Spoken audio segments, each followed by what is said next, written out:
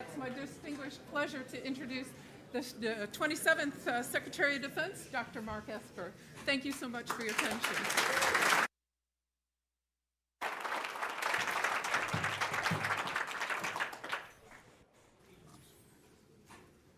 We'll let everybody settle down. We still got conversations going on, huh? Must be some good issues out there. Good afternoon, and thank you, Katharina, for that introduction. You know, the work this commission is doing in bringing together academia, defense, and business is critically important. I'm going to scoosh around here because I can't see over here. So thank you for inviting me to speak today. It's really great to be here. The world around us is changing at a pace faster than ever before. New technologies are emerging that are fundamentally altering how we think about, plan, and prepare for war. 28 years ago, I saw firsthand the transformative power of technology during Operation Desert Storm. As some of you know, I was a young infantry officer with the 101st Airborne Division.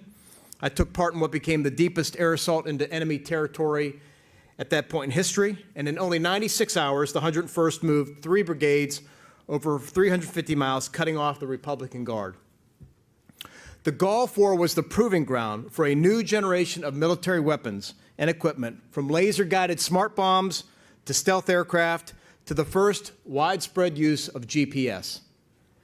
By liberating Kuwait and defeating the Iraqi military in a matter of days, American forces demonstrated our mastery of the digital revolution and rendered what was then cutting-edge Soviet technology obsolete. Our adversaries took note, and since then they've been trying to catch up. 5 years ago, they surprised the world with how far they'd come. On July 11th, 2014, Ukrainian forces assembled about 5 miles from the Russian border in southeastern Ukraine. Coming off recent successes against Russian-backed forces, the Ukrainian battalions were eagerly preparing a final push to the border.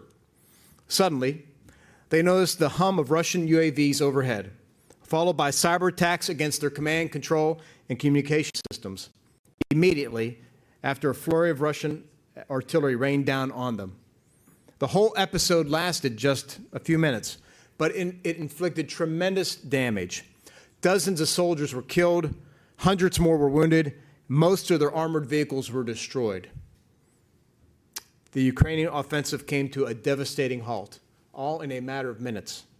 The world was quickly awakened to a new era of warfare advanced by the Russians. It's clear the threats of tomorrow are no longer the ones we have faced and defeated in the past. That is why our national defense strategy hinges on the ability of our forces to adapt to a security environment characterized by new threats from our strategic adversaries. We are committed to making the investments necessary to accelerate our innovation in technologies that will help us stay ahead of the curve, especially artificial intelligence. Advances in AI have the potential to change the character of warfare for generations to come. Whichever nation harnesses AI first will have a decisive advantage on the battlefield for many, many years. We have to get there first. Future wars will be fought not just on the land and in the sea, as they have for thousands of years, or in the air, as they have for the past century, but also in outer space and cyberspace in unprecedented ways. AI has the potential to transform warfare in all of these domains. The NDS remains the department's guidepost as we adapt the force to this new environment. The NDS prioritizes China first and Russia second as we transition into this era of great power competition. Beijing has made it abundantly clear that it intends to be the world leader in AI by 2030. President Xi has said that China must, quote, ensure that our country marches in the front ranks when it comes to theoretical research in this important area of AI and occupies the high ground in critical and core AI technologies. For instance, improvements in AI enable more capable and cost-effective autonomous vehicles. The Chinese People's Liberation Army is moving aggressively to deploy them across many warfighting domains. While the U.S. faces a mighty task in transitioning the world's most advanced military to new AI-enabled systems, China believes it can leapfrog our current technology and go straight to the next generation. In addition to developing conventional systems, for example, Beijing is investing in low-cost, long-range, autonomous, and unmanned submarines, which it believes can be a cost-effective counter to American naval power. As we speak, the Chinese government is already exporting some of the most advanced military aerial drones to the Middle East as it prepares to export its next generation stealth UAVs when those come online. In addition, Chinese weapons manufacturers are selling drones advertised as capable of full autonomy, including the ability to conduct lethal targeted strikes. There's also ample evidence that China is developing and deploying AI to strengthen its authoritarian grip over its people. All signs point to the construction of a 21st century surveillance state designed to censor speech and deny basic human rights on an unprecedented scale. Look no further than its use of surveillance to systematically repress more than 1 million Muslim Uyghurs. Beijing has all the power and tools it needs to coerce Chinese industry and academia into supporting its government-led efforts. Equally troubling are the outside firms or multinational corporations that are inadvertently or tacitly providing the technology or research behind China's unethical use of AI. Cooperation with Beijing has consequences, not just for democracy and human rights, but also for the strength of our partnerships abroad. If our allies and partners turn to Chinese 5G platforms, for example, it will inject serious risk into our communication and intelligence sharing capabilities. Our collective security must not be diminished by a short and narrow-sighted focus on economic opportunity.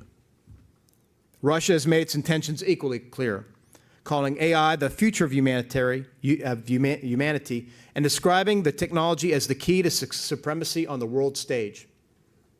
Moscow has already demonstrated its eagerness to use the latest technologies against democratic nations and the ideals of free and open societies. We shouldn't doubt their abilities on the battlefield either. I mentioned the Ukraine example earlier, and we expect Russia to continue to deploy increasingly high-tech AI capabilities in current and future combat zones. The United States, on the other hand, will offer a vision of AI that upholds American values and protects our fundamental belief in liberty and human rights. We will harness the potential of AI to create a force fit for our time. We believe there's tremendous opportunity to enhance a wide range of the department's capabilities from the back office to the front line. And we will do this while being recognized as the world leader in military ethics by developing principles for using AI in a lawful and ethical manner. In line with the NDS, we stood up the Joint Artificial Intelligence Center, the JAIC. Its role is to integrate the power of AI across the many levels of the Department of Defense. Not only are we doing this in areas such as predictive maintenance and cyber defense, but also with more complex applications like joint warfighting. We don't approach AI, or any technology for that matter, as a panacea. We also see it as a tool to free up valuable resources and manpower so our warfighters and operators can focus on higher priority tasks in a more efficient and more effective manner. Our ultimate goal is to get the warfighter into the cloud. We must be able to pull our vast streams of data and deliver AI capability out to the tactical edge. This will require the wholesale commitment to modernizing our warfighting systems, cultivating a premier workforce, and strengthening our partnership across the entire sector. We recognize these challenges and we are committed to addressing them. Our success is also contingent upon predictable, adequate, and timely funding from Congress. The ongoing continuing resolution harms military readiness and impacts our ability to accelerate AI development at the speed and scale necessary to stay ahead. Our adversaries are not slowing down, and the United States cannot afford to either. Congress must understand that short-term budget uncertainty has long-term strategic implications for our nation's security. Now, while technology is constantly changing, our commitment to the law, to ethics, and to duty does not. The Department's history clearly demonstrates our ability to invest in, develop, and deploy systems that reduce risk to our warfighters while increasing our combat effectiveness for the ultimate purpose of protecting the security of the American people. We will ensure that we develop this technology in ways that uphold our values and advance security, peace, and stability at the same time. Some in the private sector have raised concerns about working on AI with the United States military. Unlike some parts of the world, American corporations have a choice in who they work with. That is the virtue of our free enterprise system. But let me be clear. The question is not whether AI will be used by militaries around the world. It will be. The real question is whether we let authoritarian governments dominate AI, and by extension, the battlefield, or whether industry, the United States military, and our partners can work together to lead the world in responsible AI research and application. When America unleashes its collective genius of industry and government and academia, there is no one that can compete with us. I saw this firsthand in the Gulf War, and our history is rife with other examples. During World War II, the titans of industry and hardworking patriots answered the call and transformed Detroit into the arsenal of democracy. After the Sputnik launch, we rallied our best and brightest. We created DARPA and NASA, and we took control of the space race. Mastering AI will require similar vision, ambition, and commitment. You and I are no stranger to these sorts of challenges. America has risen to the task before, and we must do so again. But we need your help. We need the full force of American intellect and ingenuity, working in harmony across the public and private sectors. We need your leadership and your vision to ensure we maintain a strategic edge. And we need forums and commissions such as these to pioneer solutions that will deter aggression and provide for our collective security. Thank you for your time, and I look forward to our discussion. Thank you.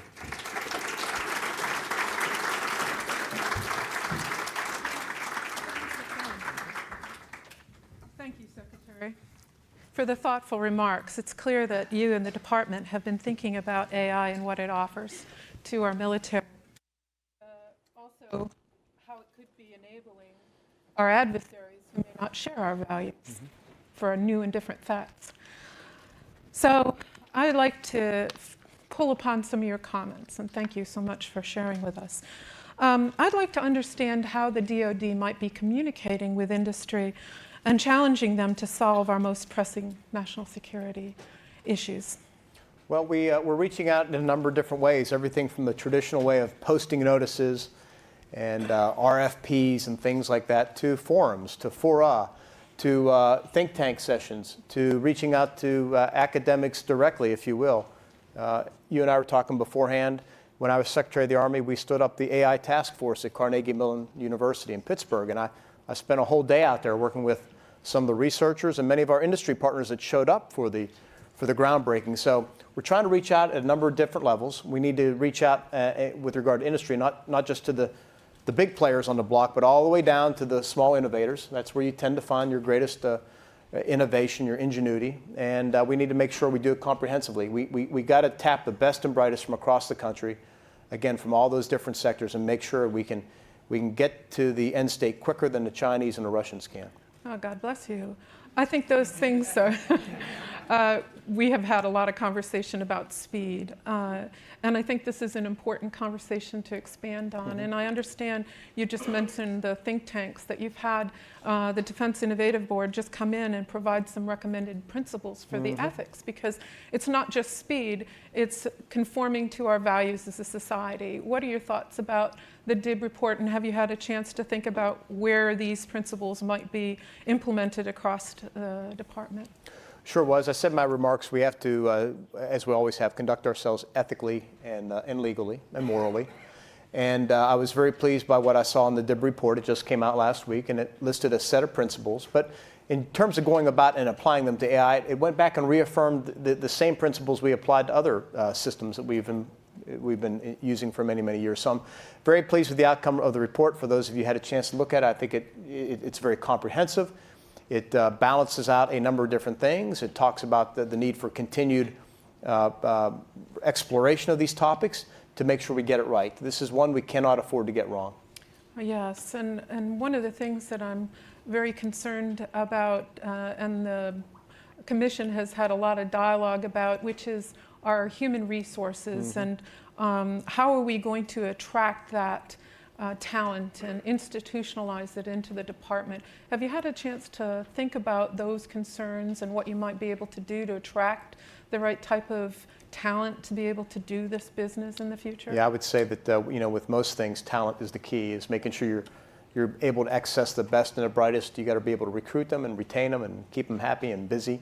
And we've faced the same challenge over the past many years with cyber, and I saw this not just from the government perspective, where the Army built the Army Cyber and started recruiting and retaining there, but also from the private sector, where we seem to all being industry and government and academia, all competing for the same handful of people, and because these are very talented, exceptional folks, and they have great opportunities to work in the private sector for large sums of money and do those types of things. So what we have to do is make sure that we find different ways to attract them, because we cannot compete with the private sector when it comes to compensation. But we can offer you the chance to serve your country, to do things that are very, very interesting, maybe do things that aren't legal in the private sector, but exciting nonetheless.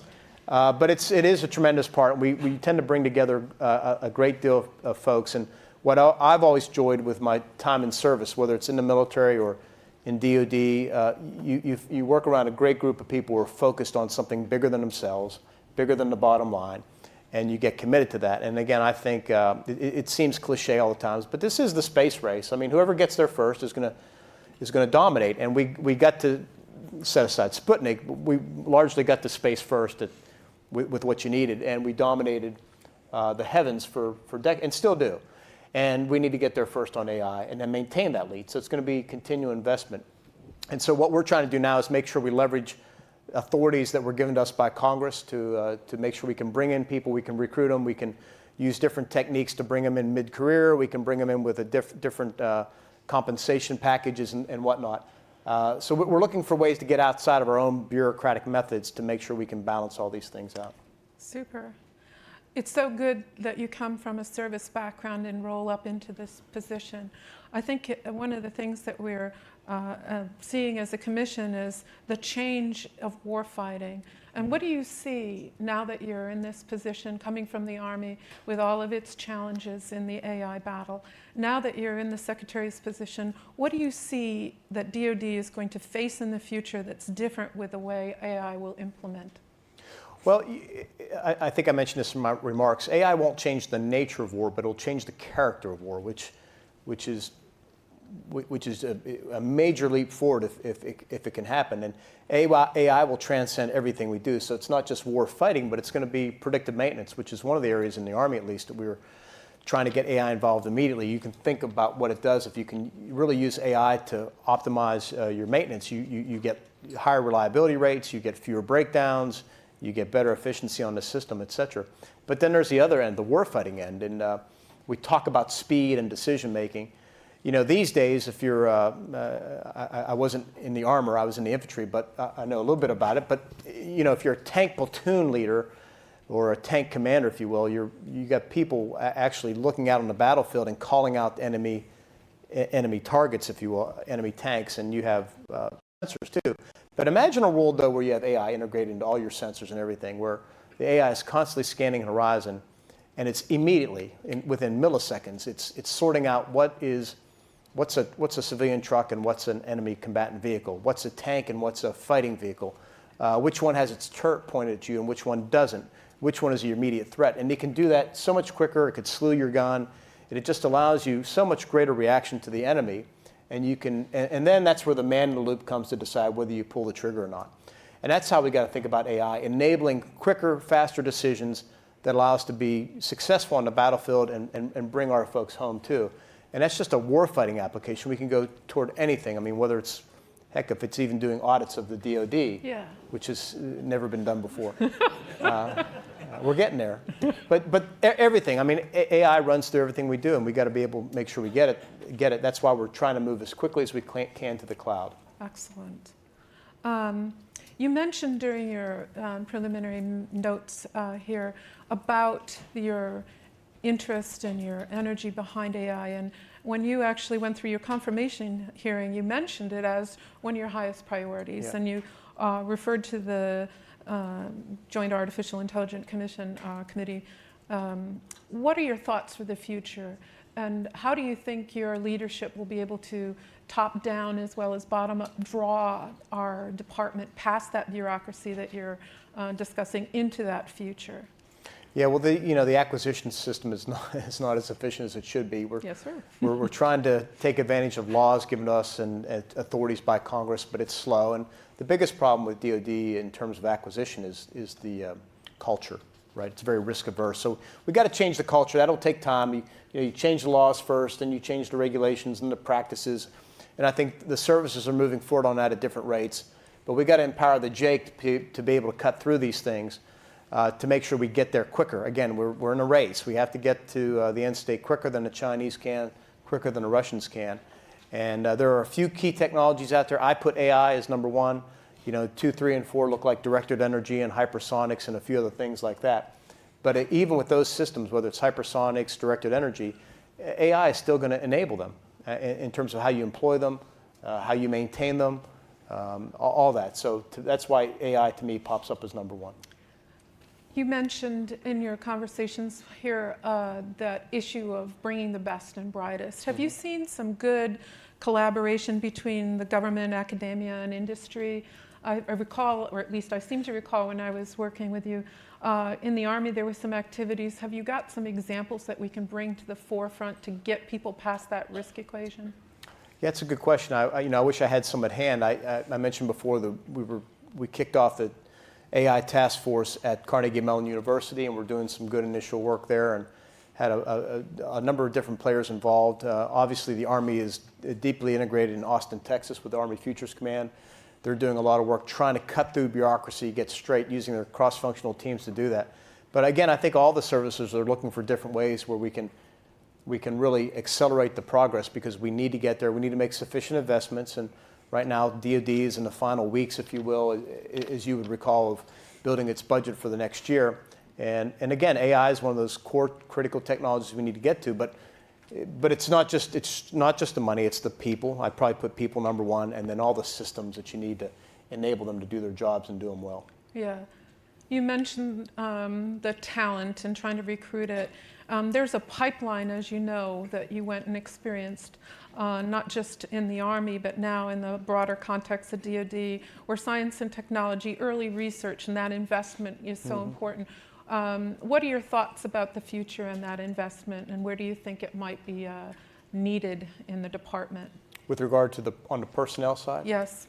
Well, the biggest thing, one of the biggest things we were pushing in the Army, and I'm confident that Secretary McCarthy and Chief of Staff McConville still are, is talent management. It's, we had to overhaul the personnel system. Yes. Because it was just holding us back in too many ways. And that's just for the military side. There's the civilian side as well that needs looked at too. So DoD does great work. We do a number of things really well, but when it comes to talent, we're still working in a industrial age system. Yeah. And it's regulated by the executive branch. It's regulated by Congress.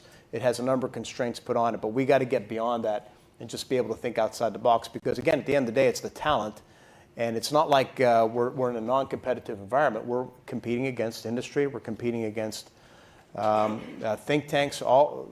These folks are in high demand, and they're a low density, at least pool of talent at this point in time. Yeah. And you have an opportunity here with this community. It's a mix of academic, it's a mix of civilian, et cetera. Is there anything that you would call for them to think about that would help you in your problem solving? I think the more that you can help us point out what are the obstacles we are putting in our own way, right? We have enough challenges out there external to us, exogenous. So how do we, what do we need to do better? What are you seeing that I don't see? I try every month to meet with groups of CEOs or heads of associations and talk about what can we do better? How can we see ourselves better?